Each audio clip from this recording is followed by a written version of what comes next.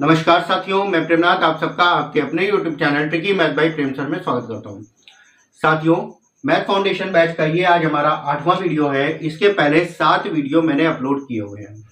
जिन भी लोगों ने मेरे वे वीडियो नहीं देखे हैं तो डिस्क्रिप्शन बॉक्स में जाकर उन वीडियो के लिंक से आप उन वीडियो को देख सकते हैं। और हर वीडियो में बहुत ही अच्छे अच्छे क्वेश्चनों को कराया है, जो कि आपके आने वाले क्वेश्चनों से आने वाले पेपरों से संबंधित भी होंगे और प्रीवियस ईयर के भी क्वेश्चन आप लोगों को सॉल्व कराए हैं। तो देखिएगा, एकदम बेसिक से शुरुआत करके एकदम लेवल तक क्वेश्चन आप लोगों को कराए हैं। आज इस 8वें वीडियो में मैं आप लोगों को नंबर ऑफ फैक्टर यानी कि गुणनखंडों की संख्या बताएंगे, जिनमें गुणनखंडों की संख्या में हर एक चीज के गुणनखंड कितने प्रकार के पूछे जाते हैं, उन पे हम क्वेश्चन कराएंगे। जैसे कि अगर देखा जाए, सबसे पहले हम आप लोगों को सॉल्व कराएंगे सभी गुणनखंडों की संख्या, जो कि सब लोग कराते हैं। कुछ ऐसे गुणनखंड हैं जिनके बारे में किसी ने नहीं बताया आज तक यूट्यूब पर, तो वो उन गुणनखंडों की संख्या भी ज्ञात करना हम बताएंगे। जैसे सभी गुणनखंडों की संख्या सबने बताए। उचित गुणनखंडों की संख्या क्या होता है, ये उचित गुणनखंडों की संख्या यानी कि प्रॉपर फैक्टर ऑफ नंबर, ये बताएंगे आपको। सम गुणनखंडों की संख्या सबने बताए, विषम गुणनखंडों की संख्या भी सबने बताए, अभाज्य गुणनखंडों की संख्या भी सबने बताई, और पृथक अभाज्य गुणनखंडों की संख्या ये भी बहुत ही कम लोगों ने बताई होगी, जहां तक हमें याद है किसी ने नहीं बताई है। पूर्ण वर्ग गुणनखंडों की संख्या और पूर्ण घन गुणनखंडों की संख्या ये भी है। तो कई टॉपिक ऐसे हैं, कई गुणनखंडों की संख्या ऐसी है जो कई यूट्यूब पर बहुत ही कम लोगों ने बताए हैं, तो उस पर भी हम बात करेंगे। तो सबसे पहले चलिए शुरुआत करते हैं। शुरुआत करने से पहले आप लोगों से निवेदन है कि वीडियो को ज्यादा से ज्यादा शेयर करिएगा और वीडियो अगर पसंद आए तो लाइक जरूर करिएगा। जो लोग मेरे चैनल पर नए आ रहे हैं, चैनल को सब्सक्राइब करें, बेल आइकन दबा दें, जिससे मेरे लेटेस्ट वीडियो के नोटिफिकेशन आप लोगों तक पहुंचते हैं। चलिए क्लास की शुरुआत करते हैं। तो सबसे पहले जब शुरुआत करनी है नंबर ऑफ फैक्टर यानी कि गुणनखंडों की संख्या, तो गुणनखंडों की संख्या निकालने के लिए सबसे पहले हमें पता होना चाहिए गुणनखंड क्या होता है। तो गुणनखंड पढ़ने से पहले दो चीजें हम जानते हैं, एक होता है गुणनखंड और दूसरा होता है गुणज। इन दोनों के बारे में जानते हैं क्या होते हैं। सबसे पहले अगर हम आपसे कह दें गुणनखंड के बारे में बताइए, तो गुणनखंड आप जानते हैं क्या होते हैं, और एक होता है गुणज। ये गुणज क्या होता है, गुणनखंड और गुणज। अगर हम आपसे कह दें कोई एक संख्या अगर हम ले लें 6, एक संख्या हम ले लें 6, तो 6 के गुणनखंड क्या होंगे और गुणज क्या होंगे, ये आपको बताना है। तो ध्यान रखिएगा, गुणज का मतलब होता है मल्टीपल, यानी कि 6 के अगर हम गुणज के बारे में देखते हैं तो ये 6 का मल्टीपल हो जाएगा। 6 का 1 से गुणा, 6 का 2 से गुणा, 6 का 3 से गुणा, तो ये हमारे हो जाएंगे इसके गुणज। 6, 12, 18, 24, 30 और इसी प्रकार से बहुत सारे हो जाते हैं। गुणज ध्यान रखिएगा, गुणज आपके बहुत सारे होते हैं, लेकिन गुणनखंड हमारे लिमिटेड होते हैं। यानी कि गुणनखंड क्या होते हैं, इस 6 को काटने वाले कितने हैं।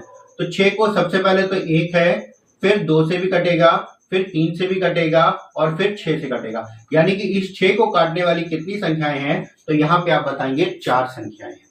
तो यही 4 संख्याएं इनके गुणनखंड कहलाते हैं।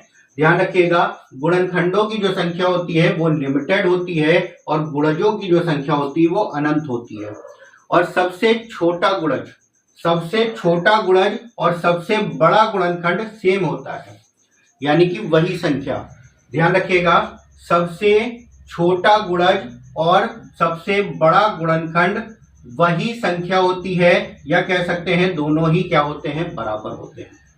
एक गुणनखंड के बारे में, एक सबका गुणनखंड होता है, क्योंकि एक से सारी संख्याएं हमारी कट जाती हैं। तो ध्यान रखिएगा, एक हमारा सबका गुणनखंड होता है और गुणनखंड में सबसे बड़ा जो गुणनखंड होता है वो स्वयं वह संख्या होती है। ठीक है, उम्मीद करते हैं इतनी बात समझ में आ गई होगी गुणनखंड और गुणज के बारे में। अब जब से सबसे पहला चीज आपसे पूछेगा सभी गुणनखंडों की संख्या क्या होगी, तो जैसे अगर हमने 6 के बारे में पूछा था तो 6 में हो गया 1, 2, 3 और 4। 6 के गुणनखंडों की संख्या कितनी हो गई, 4 हो गई। अगर हम आपसे दूसरी एक संख्या ले लेते हैं 12, तो 12 के गुणनखंडों की संख्या बताइए। 12 के गुणनखंडों की संख्या मतलब 12 किन किन संख्याओं से कटेगा, ये हमको बताना है। तो 12 के बारे में अगर आप देखेंगे तो 12 के बारे में आप बताएंगे 12 1 से भी कट जाएगा, 12 2 से भी कट जाएगा, 12 3 से भी कट जाएगा, 4 से भी कट जाएगा, 5 से तो कटेगा नहीं, 6 से कट जाएगा, 7 से नहीं कटेगा, 8 से नहीं कटेगा, 9 से नहीं कटेगा, 10 से नहीं कटेगा, 11 से नहीं बताएंगे, फिर आप 12 से कटेगा, यानी कि 12 इन सारी संख्याओं से कट जाएगा। तो इसके गुणनखंडों की जो संख्या हो गई वो कितनी हो गई? 1 2 3 4 5 6। तो सबसे पहले क्वेश्चन का आंसर आ गया, गुणनखंडों की संख्या हो गई 6। ठीक, अब यहाँ पे बहुत ही इंपॉर्टेंट है उचित गुणनखंडों की संख्या, यानी कि प्रॉपर फैक्टर ऑफ नंबर, बहुत ही इंपॉर्टेंट है, बहुत ही कम लोगों ने बताया है। तो ध्यान से समझिएगा, उचित गुणनखंडों की संख्या क्या होती है? जब उचित गुणनखंडों की संख्या निकालते हैं तो जिस भी संख्या के बारे में कहा गया उसको हटा देते हैं। 12 का था तो 12 में हमने 12 को हटा दिया, यहाँ पे बचे कितने? 1 2 3 4 5।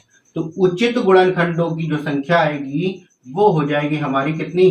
5 हो जाएगी। और सभी गुणनखंडों की संख्या कितनी हो जाएगी? 6 हो जाएगी। और यही अंतर होता है आपका, ध्यान रखिएगा, सभी गुणनखंडों की संख्या और उचित गुणनखंडों की संख्या में। ठीक है, अब इसके बाद जैसे सम गुणनखंडों की संख्या या विषम गुणनखंडों की संख्या के बारे में पूछे, तो अगर 12 के बारे में देखें, सम यानी कि इवन नंबर से इवन गुणनखंड, इवन फैक्टर ऑफ नंबर कितना हो जाएगा? तो इवन में अगर हम देखेंगे 2 हो जाएगा, 4 हो जाएगा, 6 हो जाएगा और 12 हो जाएगा। तो इवन में 1 2 3 और 4, इवन में 4 फैक्टर हो जाएंगे इसके। ऑड में अगर देखा जाए तो 1 और 1 2, यानी कि ऑड में हमारे कितने फैक्टर हो जाएंगे? 2 फैक्टर हो जाएंगे। और ध्यान रखिएगा, इवन और ऑड का जो सम होगा वो हमेशा टोटल के बराबर होगा, ना टोटल से कम होगा और ना ही टोटल से ज्यादा होगा। ठीक है, अब यहाँ पे जैसे पूछ ले अभाज्य गुणनखंडों की संख्या क्या होगी, तो अभाज्य में आपने देखा है एक ये हो गया 2 3 और 3 के बाद कोई भी अभाज्य गुणनखंड नहीं आ रहे हैं, यानी कि अभाज्य गुणनखंडों की संख्या यानी कि प्राइम फैक्टर कितने हो जाएंगे यहाँ पे? तो ये हो जाएंगे 2 आपके। ठीक है, तो अभी के लिए इसमें इतना ही बात करते हैं, फिर अभी आगे और क्वेश्चनों में बताते हैं। तो फिर से समझिएगा, जिस भी संख्या के गुणनखंड के बारे में कहता है तो वो संख्या किस किस संख्याओं से कटती है, सबसे पहले तो वही देखते हैं। तो यहाँ पे 12 के बारे में अगर देखा जाए तो 12 1 2 3 4 6 और 12 से कट रहा। तो इसके टोटल नंबर ऑफ फैक्टर कितने थे? 6 थे। उचित यानी कि प्रॉपर फैक्टर कितने थे? वो हो गए 5। और प्रॉपर फैक्टर निकालने के लिए हम क्या करते हैं, आपका जिस भी संख्या के फैक्टर के बारे में कह रहा उससे को एक कम कर देते हैं, यानी कि टोटल में से एक कम कर दिया तो वो हो जाएगा हमारा 5 का। इवन में हम क्या करते हैं, जो इवन नंबर है उन्हीं को लेते हैं, यानी कि टोटल हो गए 4। ऑड में जो ऑड है उनको लेते हैं, ऑड में आ गया 2। और प्राइम में यानी कि जो भी हमारी अभाज्य संख्या है उनको लेते हैं। ठीक, अब एक चीज यहाँ पे और समझिएगा, जैसे कि यहाँ पे 12 था, एक छोटी संख्या थी, लेकिन जब 12 से बड़ी हो जाए या आपसे कह दे 100 के बारे में बताइए या 120 के बारे में बताइए, तो हम कैसे करेंगे उस पर जरा सा ध्यान दिएगा।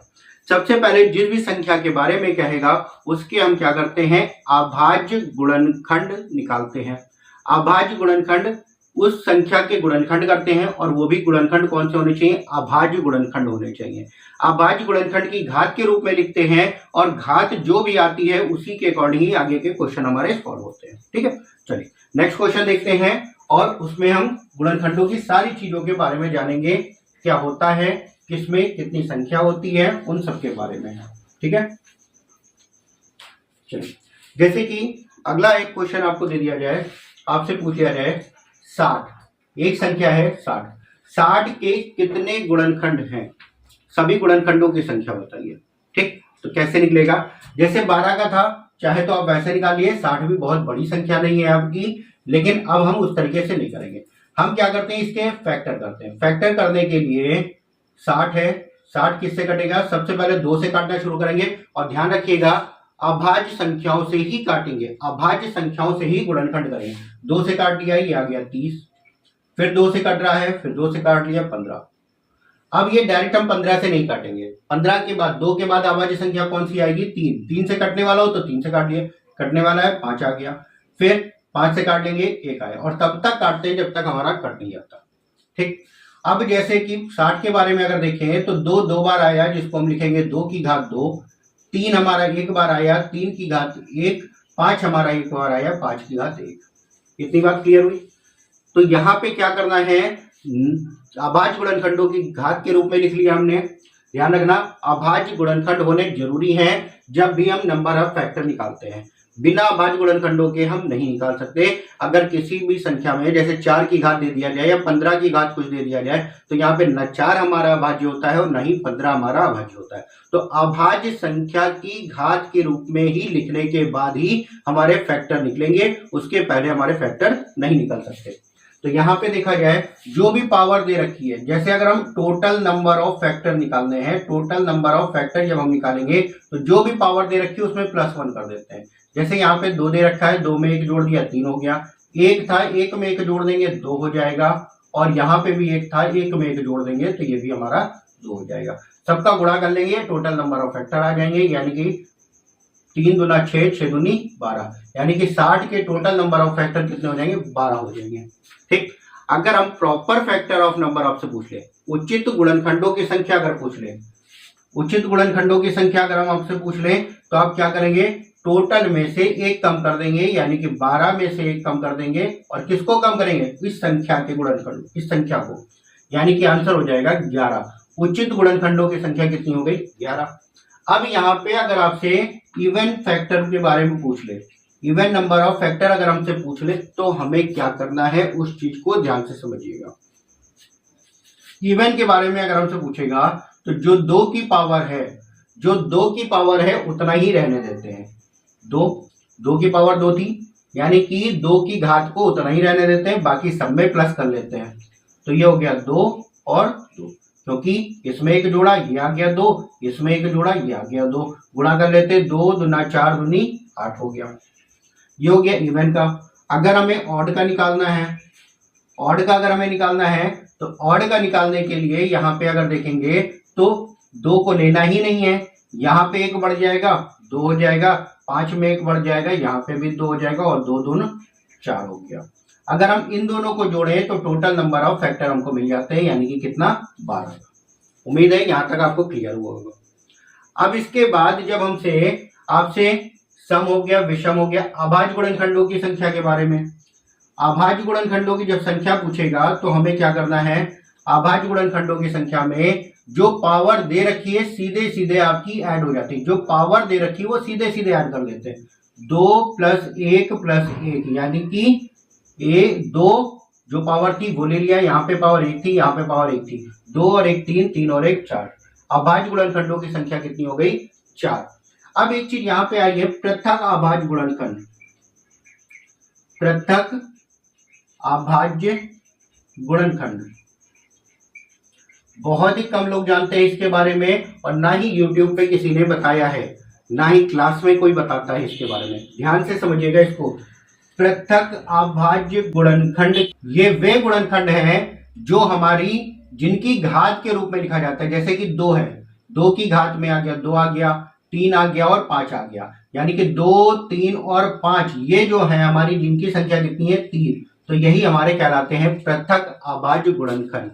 ठीक है, उम्मीद करते हैं ये अच्छे से समझे होंगे पृथक अभाज्य गुणनखंड के बारे में भी।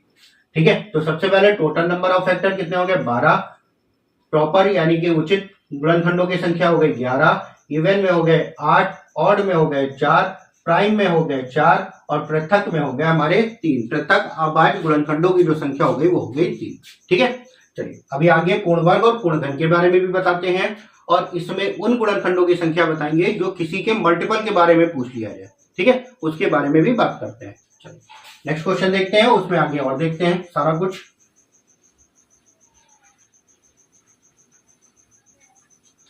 और अब ध्यान से समझिएगा, जिसमें हम सारा कुछ आप लोगों को बताएंगे।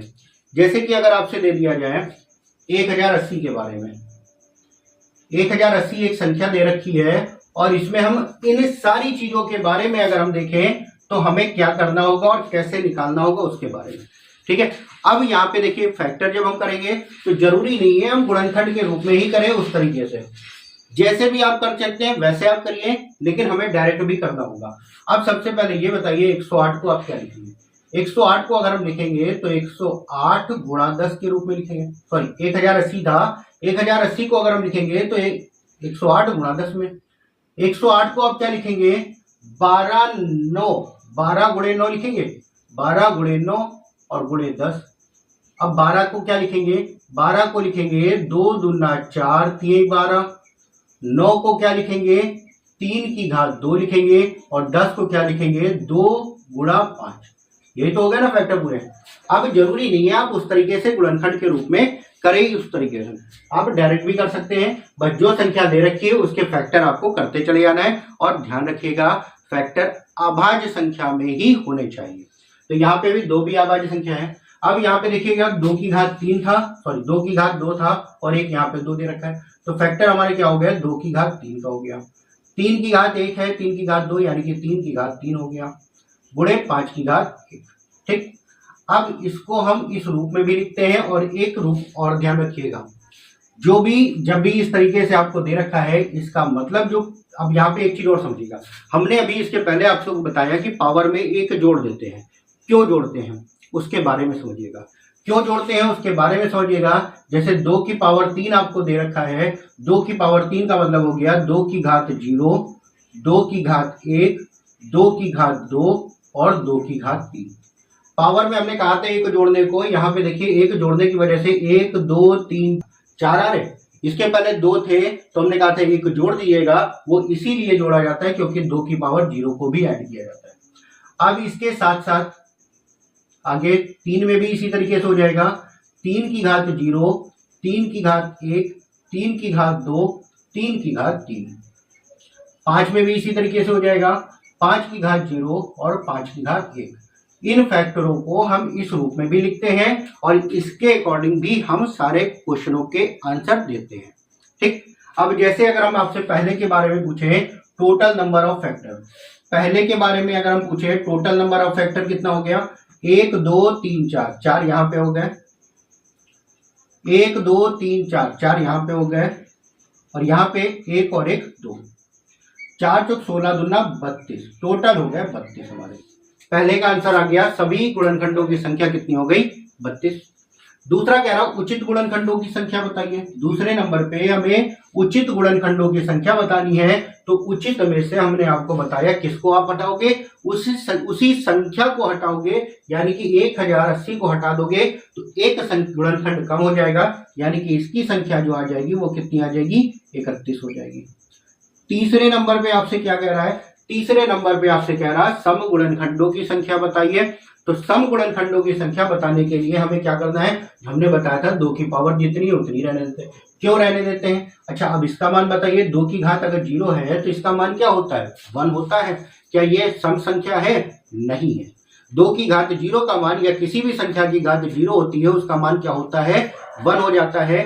ये मान हमारा 1 हो जाता है, इसलिए इसको नहीं लिया जाता। तो 1 2 3 यहां पे हो गए, 1 2 3 4 इसमें के 4 हो गए और उधर 5 में के 2 हो गए, तो 4 3 12 दूना 24 हो जाएगा। इसके बाद चौथे नंबर का जो क्वेश्चन है आपका विषम गुणनखंडों की संख्या बतानी है। तो विषम में हमको इस 2 को लेना ही नहीं है क्योंकि 2 हमारा सम होता है। तो 1 2 3 4 यहाँ पे 4 हो गए, 1 और 1 2 हो गया, तो 4 दूना कितना हो गया 8 और 24 में 8 जोड़ेंगे तो हमको 32 मिल भी जाएगा। इतनी बात क्लियर हुई। चलिए अब 5वें नंबर पे अगर हम देखें तो 5वें नंबर पर हमारा क्या है अभाज्य गुणनखंडों की संख्या। तो अभाज्य गुणनखंडों की संख्या में हमने बताया था जो भी पावर होती है उसी को ऐड कर लेते हैं। पावर अगर देखेंगे तो 1 2 और 3, सॉरी पावर ऐड करेंगे 3 3 और 1, 3 3 6 और 1 7। तो अभाज्य गुणनखंडों की जो संख्या आ गई वो कितनी आ गई 7 आ गई। छठे नंबर का जो क्वेश्चन है पृथक अभाज्य गुणनखंडों की संख्या, इस चीज को फिर से और ध्यान से समझिएगा। पृथक अभाज्य गुणनखंडों की संख्या यानी कि पावर को हमें नहीं लेना है, जिस संख्या की पावर है वो कितना है 2 की पावर में है, तो एक बार 2 हो गया, 3 हो गया और 5, यानी कि टोटल 2 3 और 5। या ऐसे समझिए कितनी अभाज्य संख्याएं आ रही हैं, पृथक अभाज्य गुणनखंडों की संख्या में कितनी अभाज्य संख्याएं ली गई हैं उनके बारे में देखते हैं। तो 2 लिया गया है, 3 लिया गया है और 5 लिया गया, तो 1 2 और 3 संख्याएं आई हैं, 3 अभाज्य संख्याएं हैं। तो पृथक अभाज्य गुणनखंडों की संख्या कितनी हो गई 3 हो गई। अब यहाँ पे 7वें नंबर के बारे में भी देखते हैं। क्वेश्चन में कह रहा पूर्ण वर्ग गुणनखंडों की संख्या बताइए। ध्यान से समझिएगा इसको भी। पूर्ण वर्ग, वर्ग का मतलब आपको पता है घात कितनी होती है 2 होती है, ठीक, यानी कि जिसका भी आप रूट निकाल लें वही हमारा पूर्ण वर्ग हो जाता है, ठीक, पूर्ण वर्ग में। अब ये बताइए जैसे 2 की पावर 0, 2 की पावर 0 का मान कितना होता है, आप बताएंगे 1 होता है। 2 की पावर 0 अगर दे रखा है इसका मान होता है 1, और क्या 1 एक पूर्ण वर्ग संख्या है, तो आप बताएंगे है। तो यहाँ पे ये हो गया आपका पूर्ण वर्ग में। ठीक, 1 आपका पूर्ण वर्ग भी होता है और पूर्ण घन भी होता है, तो 1 हो गया। अब पूर्ण वर्ग कौन सा होगा, जिसकी पावर 2 हो, पावर 2 के मल्टीपल में हो, तो यहाँ पे ये भी आपका 2 का मल्टीपल है, तो यहाँ पे कितना हो गया, 2 हो गया। यहाँ पे अगर देखेंगे तो 3 को भी लेंगे, 3 की घात 2 को भी लेंगे, तो यहाँ पे भी 2 हो गया, और यहाँ पे 1 लिया जाएगा क्योंकि 5 की घात 2 है नहीं, तो ये हो गया 2 दूना 4 एकम 4। तो पूर्ण वर्गों की संख्या कितनी हो गई, 4 हो गई। ठीक, पूर्ण वर्गों की संख्या कितनी हो गई, 4। अब 8 नंबर पे हम निकालते हैं पूर्ण घन की संख्या। पूर्ण घन हमारा कितना हो जाएगा, घन का मतलब घात 3, घन का मतलब घात 3, और घात 3 में अगर देखा जाए तो 2 की घात 0 यानी कि 1 आपको यहाँ पे मिल जाएगा, और यहाँ पे इसके बारे में मिल जाएगा 2 की घात 3। 2 की घात 3 का मतलब 8, और इसका क्यूब रूट आप निकाल सकते हैं। तो यहाँ पे 1 ये हो गया और 1 ये हो गया, 2 यहाँ पे हो गया। सेम ऐसे यहाँ पे भी 1 ये हो जाएगा, और 3 की घात 3 का मतलब हो गया 27, 1 यहाँ पे यानी कि इसमें भी 2, और इसमें फिर से हमारा 1 आएगा। तो इसमें जब गुणा करेंगे तो पूर्ण वर्गों की संख्या भी 4 और पूर्ण घनों की संख्या भी कितनी, 4। उम्मीद करते हैं बहुत अच्छे से समझ में आ गया होगा ये सारी चीजों के बारे में। ठीक है, तो इनको जरूर ध्यान रखिएगा। उचित आवाज, उचित गुणनखंडों की संख्या और पृथक आवाज गुणनखंडों की संख्या, ये बेहद इंपॉर्टेंट है आपके लिए, क्योंकि ये कोई भी नहीं बताता है। ठीक, चलिए नेक्स्ट क्वेश्चन देखते हैं और आगे के क्वेश्चन के बारे में जानते हैं, क्या क्या पूछ सकता है और किस रूप में क्वेश्चन और भी पूछे जाते हैं उनके बारे में।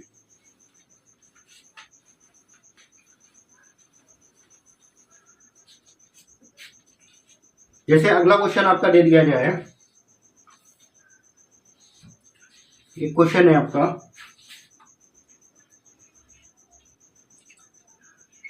6 की घात 4, 8 की घात 6, 10 की घात 8, 12 की घात 10। इसमें अभाज्य गुणनखंडों की संख्या बतानी है। अभाज्य गुणनखंडों की संख्या बताइए और पृथक अभाज्य गुणनखंडों की संख्या, पृथक अभाज्य गुणनखंडों की संख्या बतानी है। 2 चीजों के बारे में आपको इसमें बताना है। ठीक है, अब देखिए हमें क्या करना है, अभाज्य गुणनखंडों की संख्या बतानी है और पृथक अभाज्य बताने हैं। तो हमने आपको बताया जब भी गुणनखंडों की संख्या के बारे में कुछ पूछता है या गुणनखंडों की संख्या से संबंधित कुछ भी होता है, तो आपको क्या करना है, जो भी संख्या आपको दे रखी है उसके अभाज्य गुणनखंड के रूप में लिखना।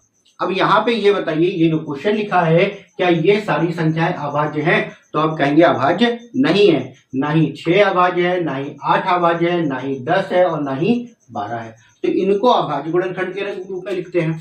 तो यहाँ पे अभाज्य गुणनखंड यानी कि 6 को क्या लिखेंगे आप, 6 को आप लिखेंगे 2 और 3, 2 3 6 हो जाता है, पावर 4 थी दोनों में लगा दिया। 8 को आप क्या लिखेंगे, 2 की घात 3, इस पूरे की पावर 6 हो जाएगा। 10 को आप क्या लिखेंगे, 2 गुणा 5, पावर 8 थी, पावर 8 लगा दिया।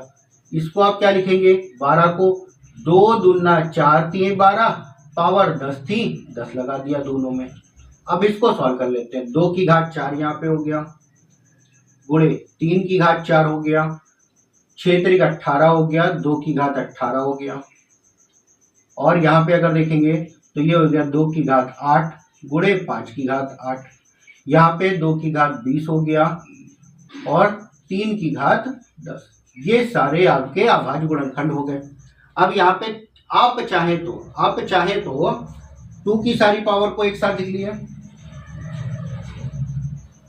3 की सारी पावर को एक साथ लिख लिया और 5 की सारी पावर को एक साथ लिख लिया। वो आपके ऊपर डिपेंड है, क्योंकि अभाज्य संख्याओं के बारे में ही बताना था, अभाज्य गुणनखंडों की संख्या के बारे में बताना था, तो सीधे सीधे पावर जोड़ दिए, चाहे उस तरीके से जोड़ लिए चाहे अलग अलग जोड़ लिए। तो हम ऐसे भी जोड़ लेते हैं, 4 4 8, 8 और 8 16, 8 त्रिक 24, 24 और 10 34, 34 और 20 हो गया 54, 54 और 10 64, और 64 और 8 जोड़ देंगे तो टोटल कितना हो जाएगा, 72।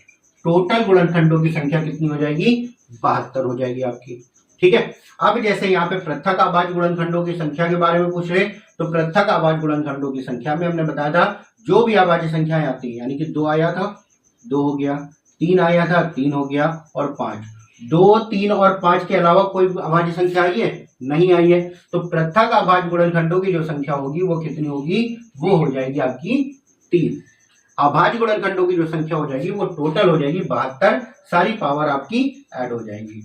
उम्मीद करते हैं क्वेश्चन अच्छे से समझ आ गया होगा। चलिए नेक्स्ट क्वेश्चन देखते हैं, और ध्यान से समझिएगा आगे के क्वेश्चनों को भी, क्योंकि आगे के जो क्वेश्चन है वो आपके इंपॉर्टेंट है और प्रीवियस ईयर पूछे गए हैं या फिर आगे आने की संभावना उस टाइप के क्वेश्चनों की होती है। चलिए नेक्स्ट क्वेश्चन जैसे आपका दे दिया गया है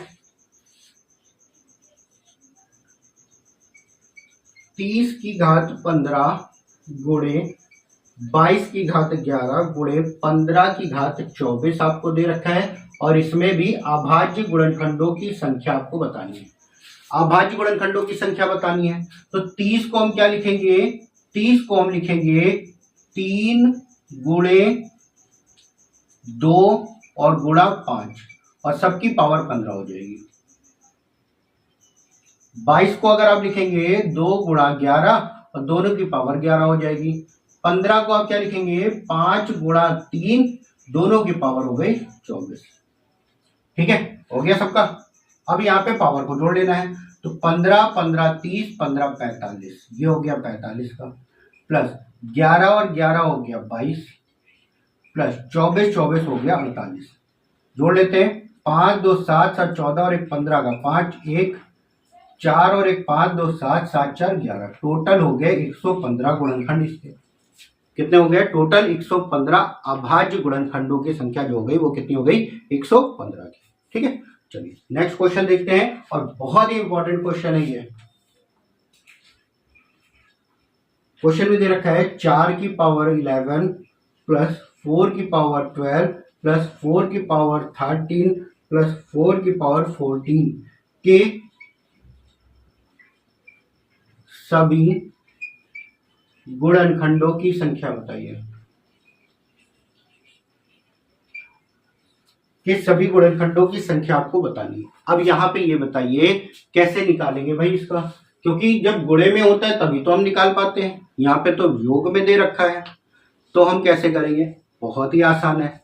क्या करना है थोड़ा सा ध्यान से समझिएगा। यहाँ पे जैसे 4 की पावर 11 दे रखा है, 12 दे रखा है, 13 14, और यहाँ पे सारा कुछ आपका प्लस में दे रखा है। सभी गुणनखंडों की संख्या बतानी है, यानी टोटल नंबर ऑफ फैक्टर, तो हमें यहाँ पावर के रूप में लिखना होगा। तो हम कैसे करेंगे ध्यान से समझिएगा। जो सबसे छोटी पावर है, जो सबसे छोटी पावर है उसको हम कॉमन ले लेते हैं। 4 की पावर 11 हमने कॉमन ले लिया, तो अब ये बताइए जब 11 बाहर हो गया तो बचा कितना? 1 बचा। 12 में से 11 हो गया बाहर तो 1 बचा। 13 में से 11 हो गया 2 बचा। 14 में से 11 हो गया 3 बचा। ये बचा आपका 4 की पावर 11 है, या 4 को आप लिख सकते हैं 2 की पावर 2 और होल पावर 11 हो गया। यहाँ पे बचा 1 प्लस 4 प्लस 16 और प्लस का 64, 4 की पावर 3 64 हो गया। ये हो गया 2 की पावर 22, और इसको ऐड कर लेते हैं, इन दोनों को जोड़ेंगे तो ये हो गया 20, 64 और 1 65, 65 64 में एक जोड़ देंगे ये हो जाएगा 65, और इन दोनों का योग हो गया 20, 65 और 20 कितना हो गया? 85। इतनी बात क्लियर हुई? इतनी बात क्लियर है? अब यहाँ पे देखो हमें क्या करना है, और बहुत ही आसान हो गया। 2 की पावर 22 आपको दे ही रखा है, इंटू 85 को आप क्या लिखेंगे? 5 इंटू 17, 17 बचे 85, 5 गुणे 17। अब यहाँ पे भी 5 की पावर 1 है, 17 की पावर 1 है, तो टोटल नंबर ऑफ फैक्टर जब आप निकालते हैं तो पावर को क्या करते हैं? 1 बढ़ा देते हैं, यानी कि 22 से 23 हो गया, 1 से 2 हो गया, और 17 से मतलब 1 से 2 यहाँ पे भी हो जाएगा, तो 2 दूना 4, 4 का गुणा कर लेते हैं, 23 गुणा 4, 4 3 12 का 2, 4 दूना 8 और 1 9, आंसर कितना हो गया? 92। हो गया ना आसान सा question. Total number of factor आपने निकाले कितने? 92 हो गया। उम्मीद करते हैं क्वेश्चन अच्छे से समझ में आया होगा ये भी। ठीक है, चलिए नेक्स्ट क्वेश्चन देखते हैं। और आगे के भी क्वेश्चन आपके बहुत ही अच्छे हैं। और क्वेश्चन अगर आप लोगों को अच्छे लग रहे हो, समझ में आ रहा हो, तो वीडियो को लाइक और शेयर जरूर से जरूर कर लीजिएगा, ताकि मेरी मेहनत भी थोड़ी सी सफल हो जाए। ठीक है, नेक्स्ट क्वेश्चन है जो कि बेहद इंपॉर्टेंट है, आपका प्रीवियस ईयर एसएससी का आया हुआ क्वेश्चन है। क्वेश्चन में कह रहा है n इक्वल टू 9 की पावर 9 के कितने पूर्ण घन गुणनखंड है। अब यहाँ पे पूर्ण घन के बारे में पूछा गया है, हम लोग पूर्ण वर्ग भी निकालेंगे इसमें। ठीक है, तो चलिए सबसे पहले, क्या ये 9 हमारी प्राइम नंबर है? 9 जो है क्या वो प्राइम नंबर दे रखा है, अभाज्य संख्या है? नहीं, तो इसको पहले अभाज्य संख्या के रूप में लिखते हैं। तो अभाज्य संख्या के रूप में जब हम लिखेंगे तो 9 को क्या लिखेंगे, 3 की घात 2 हो जाएगा, और इसकी पावर 9 आपको दे रखा है, और ये हो जाएगा 3 की पावर 18। ये हो गया हमारा क्वेश्चन बन गया। अब यहाँ पे पूर्ण घन के बारे में कहा गया है, तो पूर्ण घन में आपको हमने बताया क्या होनी चाहिए, पावर 3 के गुणज की होनी चाहिए। ठीक, पूर्ण घन में ध्यान रखिएगा जो भी पावर होगी 3 के गुणज की होगी, और क्वेश्चन को एकदम डायरेक्ट करने का भी तरीका बताएंगे। तो सबसे पहले अगर इस क्वेश्चन को हम पूरा डिटेल में अगर करना चाहें तो 18 पावर है, 18 पावर में हमको कौन कौन सी पावर लेनी है, 0 से शुरू करते हैं, 3 की पावर 0 हो गया, 3 की पावर 1, 3 की पावर 2, 3 की पावर 3, 3 की पावर 4, 3 की पावर 5, 3 की पावर 6, 3 की पावर 7, 3 की पावर 8, 3 की पावर 9, 3 की पावर 10, 3 की पावर 11, 3 की पावर 12, 3 की पावर 13, 3 की पावर 14, 3 की पावर 15, 3 की पावर 16, 3 की पावर 17 और 3 की पावर कौन सा आ गया, 18। इतना हो गया, इतनी बात क्लियर है। अब यहाँ पे एक चीज और ध्यान रखिएगा, जो भी 18 है, 18 में हमने क्या कहा था, 0 से स्टार्ट करके जो भी पावर होती है वो होता है। तो यहाँ पे सारी पावर हमने ले ली। ठीक, हमको ये सब करने की जरूरत नहीं, आपको समझाने के लिए बता रहे हैं, बाकी डायरेक्ट ही आपको करना है। अब हमें क्या कह रहा, पूर्ण घन के बारे में कह रहा। तो घन में घात 3 होती है, हमने कहा था जब 0 होता है वो तो आपको लेना ही है। तो एक ही हो गया, एक ही हो गया 3 वाला, 6 हो गया, 6 से 9 हो गया, 9 से 12 हो गया, 12 से 15 हो गया, और 15 से 18। यानी कि पूर्ण घन वाली संख्या कितनी हो गई, 1 2 3 4 5 6 और 1 7। पूर्ण घन की संख्या कितनी हो गई, 7। अब इस चीज को अगर हमें डायरेक्ट निकालना है तो कैसे निकालेंगे, पूर्ण घन का मतलब घात 3 होना है, 3 से हमने भाग कर दिया, 3 6 18, 6 में 1 जोड़ देना है, किसको जोड़ेंगे, 0 वाले को जोड़ेंगे, तो 6 और 1 कितना हो गया, 7। एकदम डायरेक्ट और आसान सा आंसर हो गया। ठीक, अब जब पूर्ण वर्ग के बारे में क्या है आपसे,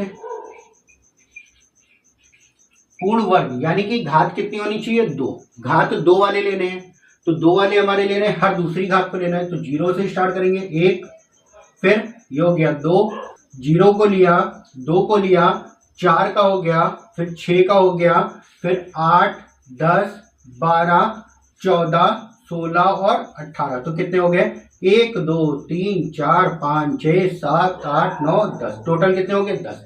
सेम वैसे जैसे अभी इसमें किया था इसमें भी कर लेंगे। 3 की पावर 18 था। अब पूर्ण वर्ग के बारे में कहा गया था, पूर्ण वर्ग का मतलब क्या हो जाएगा, 2। 2 से हमने भाग किया, कितना आया, 9। 9 में 1 जोड़ देंगे, कितना हो गया, 10। तो ध्यान रखिएगा, पूर्ण वर्ग हो या पूर्ण घन हो तो आप ऐसे भी इसको सॉल्व कर सकते हैं जब हमें पावर पूरी की पूरी पता है।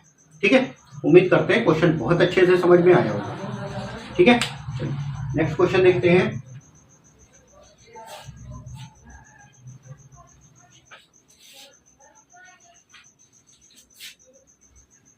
नेक्स्ट क्वेश्चन आपका दे रखा है, नेक्स्ट क्वेश्चन है 3600 के उन गुणनखंडों की संख्या बताइए, उन गुणनखंडों की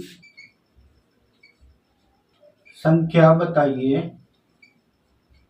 जो 12 से विभाजित है। अब यहाँ पे 12 से विभाजित के बारे में कह रहा है, हो सकता है 6 का विभाजित कह दे, 9 का कह दे, तो इसी में हम 2-3 गुणनखंडों के बारे में बात करेंगे। जैसे कि सबसे पहले क्वेश्चन में आपसे कह रहा है 12 के गुणनखंडों की संख्या बताएं। अब ये वो क्वेश्चन हो जाएगा जिसमें किसी एक संख्या के गुणज वाले क्वेश्चन आपसे पूछे जाए कि 12 के गुणज के कितने गुणनखंड होंगे।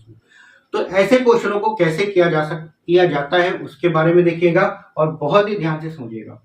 तो सबसे पहले जो संख्या दे रखी है कितनी है, 3, 3600। 12 के गुणनखंडों की, 12 के गुणज के गुणनखंडों की संख्या हमको बताना है। तो क्या करते हैं, जो भी संख्या दे रखी है उसको हम क्या करते हैं, जिसके गुणज के बारे में कह रहा है उससे हमने भाग कर देना है। तो 12 से भाग करोगे, 12 3 36, 300 आ जाएगा। अब हम क्या करते हैं, इस 300 के फैक्टर करते हैं। 300 के फैक्टर करेंगे तो 300 के जब फैक्टर करेंगे 3 गुणा 100 करेंगे और 100 को आप क्या लिखेंगे, 25 चौको 100, यानी कि 2 की घात 2 और 5 की घात 2, और ये हो जाएगा 3 की घात 1। तो 12 के गुणज के factor, total number of factor जो 12 के मल्टीपल हैं, पावर में 1 बढ़ा दो, 2 3 और यहाँ पे भी 3 आ गया। 3 त्रिका 9 दूनी 18, टोटल कितने फैक्टर हो गए, 18 फैक्टर ऐसे हैं जो 12 के गुणज के। ठीक, अगर इसी क्वेश्चन में 12 के गुणज के कितने हो गए, टोटल 18 हो गए। अगर हम आपसे इसी क्वेश्चन में कह दें 9 के गुणज के फैक्टर बताइए, 9 के गुणज के कितने फैक्टर हैं वो आप बताइए, तो हम क्या करेंगे, जो भी संख्या दे रखी है उसको जिसके भी फैक्टर के बारे में कहेगा उससे भाग कर देंगे। 9 से भाग किया कितना है, 400। अब इस 400 के फैक्टर करते हैं।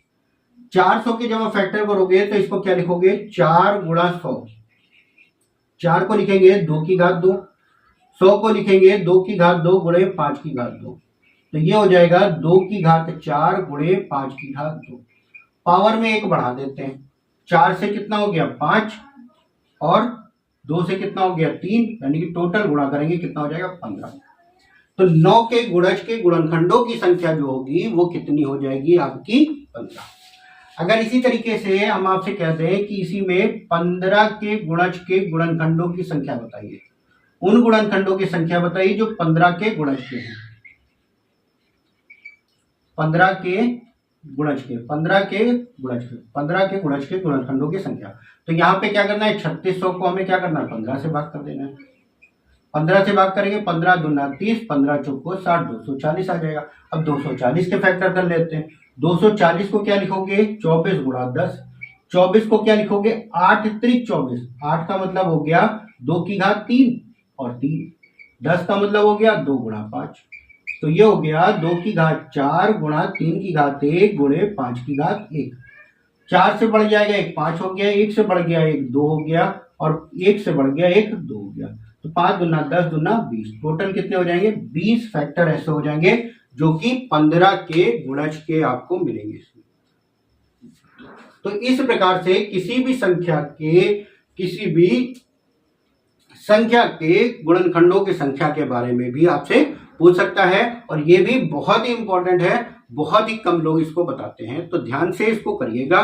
क्या करना था क्वेश्चन में, जैसे 12 का था तो संख्या जो भी थी 12 से भाग किया, जो भी आया उसके फैक्टर किए, और जैसे आप फैक्टरों की संख्या निकालते थे वैसे कर दिया। 1 था 2 कर दिया, 2 था 3 कर दिया, 2 था 3 कर दिया, गुणा कर दिया, 3 त्रिका 9 दूनी 18 हो गए। 12 के गुणज 18 हो गए। 9 के गुणज के बारे में निकालना था तो हमने 9 से भाग किया, कितना है 400। 400 को हम लिख सकते हैं 2 की घात 4 और 5 की घात 2, तो 4 से 5 हो गया, 2 से 3 हो गया, 5 3 15 हो गया। 15 के गुणज के बारे में कह रहा है तो 3600 बटे 15 कर दिया और ये हो गया 240, भाग किया 240 के फैक्टर कर लिया। ठीक है, उम्मीद करते हैं क्वेश्चन अच्छे से समझे होंगे। चलिए लास्ट क्वेश्चन देखते हैं इस वीडियो का, और लास्ट क्वेश्चन को भी ध्यान से समझिएगा। अच्छा क्वेश्चन है और आसान भी है। अगर एक बार में समझ में आ गया तो आसान है, वरना तो भाई मैथ तो है ही है, टफ तो है ही है। ठीक है, नेक्स्ट क्वेश्चन है आपका दे रखा है, यदि x और y दो अभाज्य संख्याएं हैं,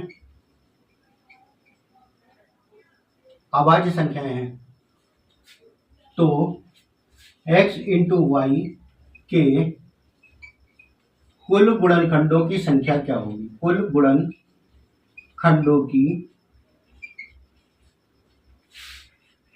संख्या क्या होगी, ये आपका क्वेश्चन है।